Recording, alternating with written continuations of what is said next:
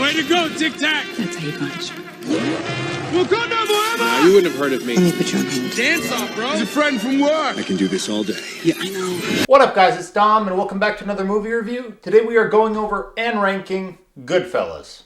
GoodFellas, released in 1990, written and directed by Martin Scorsese. The story of Henry Hill and his life in the Mafia, covering his relationship with his wife Karen and his mob partners Jimmy Conway and Tommy DeVito. Now, I know this movie is one of a lot of people's all-time favorites, and I have just never watched it up until this point. I don't know why, I just never did, but now that I finally watched it, I understand why people really like the movie, but I do have some gripes with it that I will be going over, so let's just get right into the 10 essential aspects of a movie. The first essential aspect is plot. Now, the plot is something I do actually like about this movie. I do like the way that it is presented with the narration of Henry Hill when he's older, kind of talking about the entire thing as if he is talking about it after the fact. I do like it when movies do that. I think it adds an extra layer that helps you get involved and intrigued with that movie itself. And when it comes to what the actual story was about, I thought it was interesting. I liked their perception of the Mafia and how they kind of brought that to life, with it being based off of a true story from what I know. And overall, it was intriguing, it was interesting. I do think it was just a little spread out in places, like there was some scenes that just did not need to be there. It didn't add to the story, it kind of just made it a little more clunky. But for the most part, the plot was very, very good. The second essential aspect is attraction. I think overall the attractiveness of this movie is there. It has a good level of comedy where it's not overwhelming, but it's there just to break up the heavy parts. It has an interesting concept that you can look forward to watching. And overall, just the level of acting that's in it makes it more realistic. It makes it more appealing. So the attractiveness is there. However, if you don't like these old style gangster movies, it's not going to be up your alley. I'm personally not like the hugest fan of it, but this movie did it well, so it made me enjoy it more. So it really does depend on the person. I personally think it will reach more of a broader audience than a lot of the other movies in the same kind of genre. The third essential aspect is theme. I'm not really sure what the theme of the movie could be. My best guess, and something I can conjure up on the spot right now, is that it doesn't really depend what the goal is that you're going to do, as long as the people that you surround yourself with are aiming for that same goal. That it doesn't matter what you're doing, it's just the people that surround you. That's really what I got from the whole movie, but it's one that I just conjured up, so it very well could be something else. So you guys let me know what you think it is in the comments. The fourth essential aspect is dialogue. Now, the dialogue is something that they did extremely well. I think all the actors did a good job of portraying the classic Italian mafia slang, and in general, the way that they speak did resemble what I would assume the mafia sounded like in 1990. I can't compare it to something realistic, but it sounded exactly as I thought it should have. That could be because all these movies portray it in the same way. I don't know, but they did stick with the program and they sounded the way that I thought they should have, which helped me continue being engaged with the movie. I don't know. I just think that they did a really good job with that kind of dialogue, as well as the actual conversations being had and knowing when to apply some comedy, when to keep it more serious. So overall, the dialogue is something that helps you get drawn to this movie. The fifth essential aspect is acting. Now, this movie has good acting. It has some bad acting. All movies really do. There's only a chosen few that have no issues with it at all when it comes to the acting. But I will be talking about the three in particular that kind of left a big impact on me, which are in the three main characters. One is Ray Liotta, who played Henry himself, the main character, the main person that the story is after. I think that he did a good job of really sparking this character to life. The whole story is about his life in particular. So the fact that he could act in a way to make it feel realistic and make it feel like an actual story, I mean, it makes this movie worth watching more. So I have to give him credit where it's due.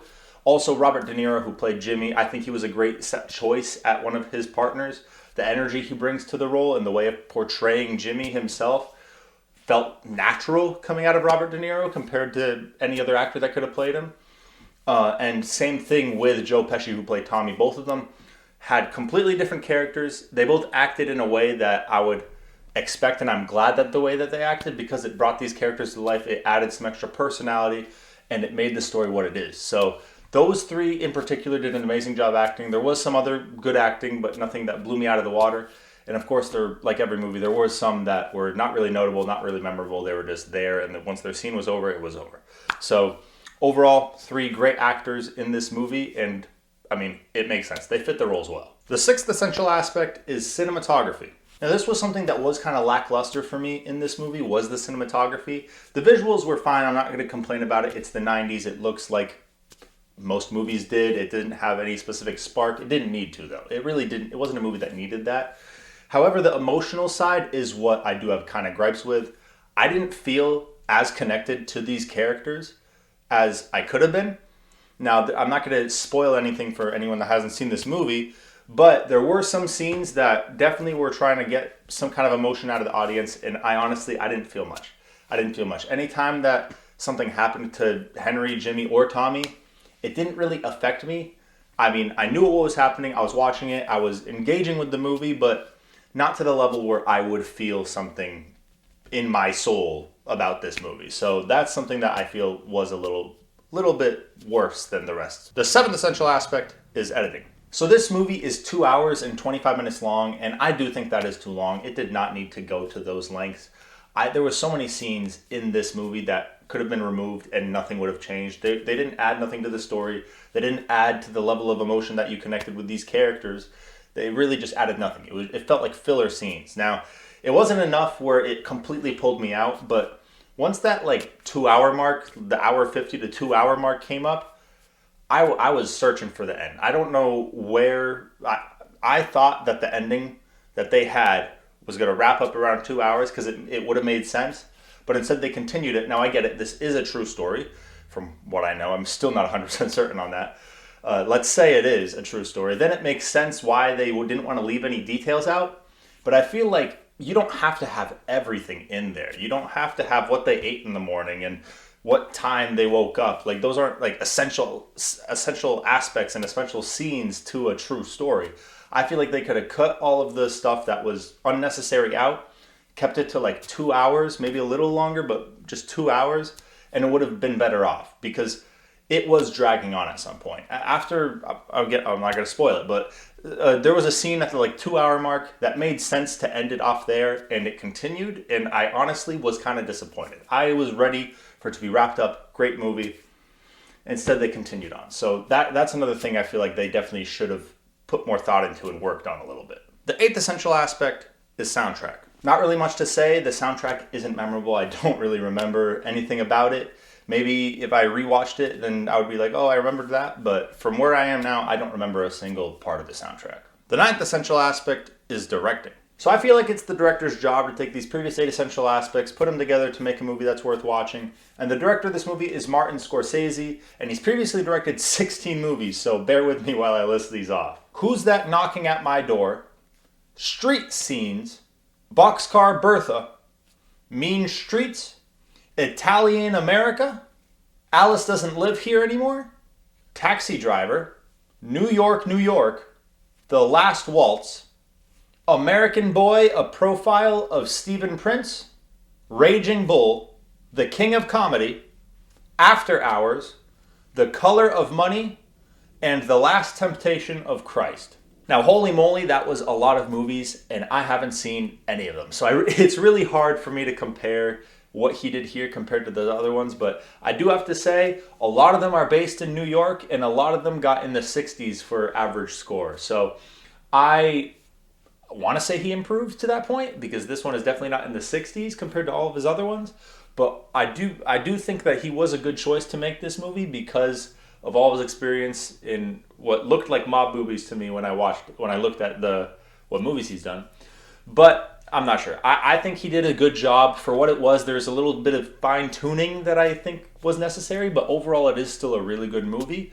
So I mean, I guess he did his job right. And the 10th essential aspect is time. I mean, I don't really think I have to say anything. It definitely stood the test of time to this point. I mean, it is 35 years later after this movie has been released, and people are still saying it's one of the better movies that they've seen. Now, I don't think it's one of the better movies that I've seen. I think it's a good movie. I think it's a great movie, and if I rewatched it, I would still enjoy it.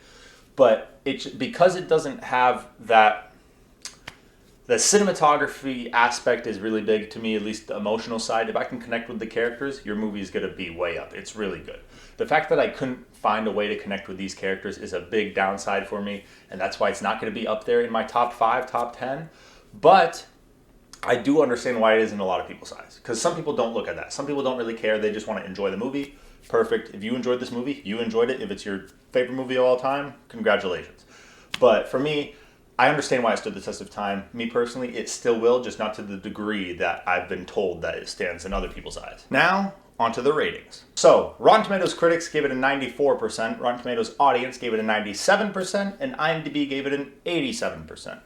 Right off the bat, because of what I've noticed in this movie and because of the issues that I know it has, I can't put it anywhere in the 90s. So Rotten Tomatoes critics and audience is not where I'm going to be putting it. I do kind of agree with IMDb here. I think it deserves to be like an 85 to an 87. I think it does a lot of things really well.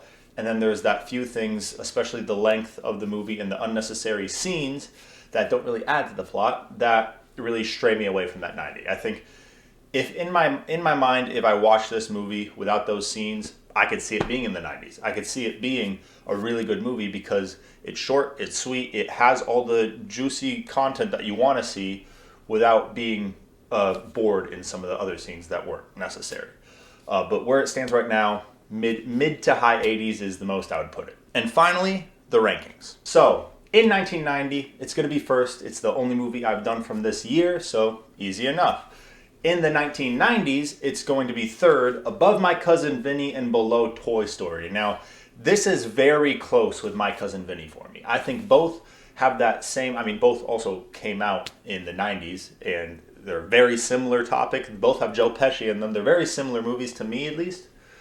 I just think that GoodFellas has more to give and more for you to experience in the movie than My Cousin Vinny does. I think both are great. Both are in the 80s for me. They're both very enjoyable. I would rewatch both and be very happy about it. I just think even with the problems that GoodFellas has, it's just a better movie. I think it has more to offer and overall is a better viewing experience. Now, it is clearly not as good as Toy Story. I think Toy Story has such a unique concept, and it's obviously the first Toy Story, so it's the first to get there. And it's enjoyable no matter how old you are.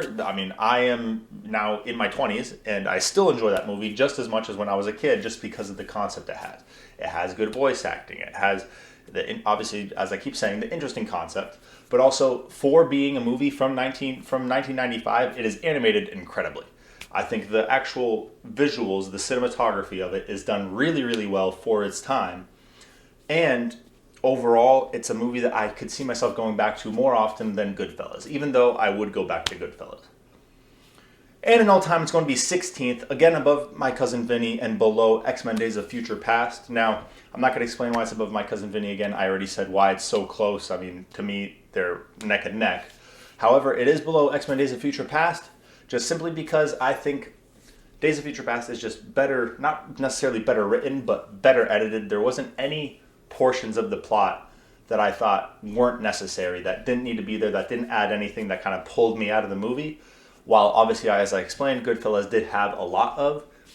And also just the concept just is a little more interesting to me than just the Mafia. Now the Mafia, it is interesting. I'm just not one of the people that finds myself enjoying those movies as much as someone else. So it could be slight bias here, but this is just, it was gut instinct. I didn't really think about it. This time with GoodFellas, I kind of knew exactly where I was putting it the moment that I put it in my list. And this just happens this happens just to be where it landed. That's all I have for GoodFellas. If you guys enjoyed this review, make sure to leave a like and subscribe, and make sure to comment what movie you want me to review next. If you want to see someone that does something very similar to me, check out Mr. Majoritarian. He is my best friend, and he is the one that got me into movie reviewing in the first place. He has 2 separate lists going on, one for entertainment and one for cinematography, so maybe the split up of the 2 lists might be something that might be more interesting for you guys. So if you want to see it, his link will always be in my description. And I hope you guys have an amazing night. Peace out.